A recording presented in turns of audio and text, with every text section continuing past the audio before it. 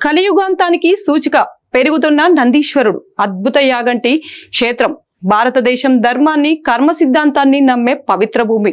కలియుగంలో అధర్మం పెరిగినప్పుడు దేవుడు భూమిపైకి అవతరించి కలియుగానికి ముగింపు చేకూరుస్తాడని మన పురాణాలు చెబుతున్నాయి.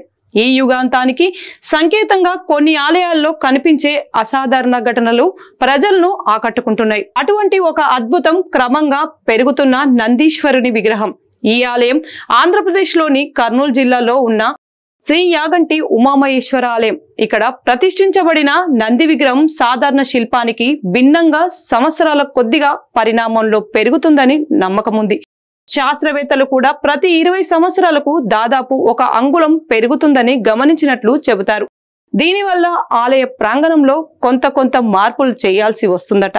పురాణాల ప్రకారం ఈ నందీశ్వరుడికి ఒకనాడు ప్రాణం వచ్చి రంకెలు వేస్తే అదే కలియుగాంతానికి సంకేతమని విశ్వసించబడుతుంది. ఈ ఆలయాన్ని విజయనగర సామ్రాజ్యానికి చెందిన హరిహర బుక్కరాయలు 15వ శతాబ్దంలో నిర్మించారన్నది చారిత్రాత్మకంగా తెలిసిన విషయం. ఆలయంలో ఉన్న శివుడు అర్ధనారీశ్వరుడుగా ఉమాదేవితో కలిసి రూపంలో దర్శనమిస్తాడు.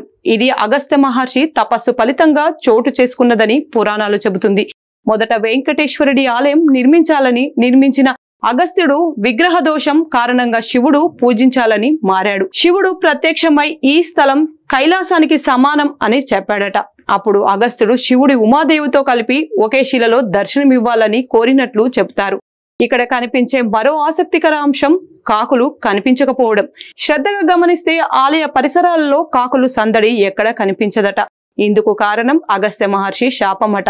ధ్యానం చేస్తున్న సమయంలో కాకులు తినివేసే శబ్దాలతో ఆయన్ను విజ్ఞాయించాయని, కోపంతో ఆయన ప్రదేశానికి కాకులు రాకూడదని శపించారట.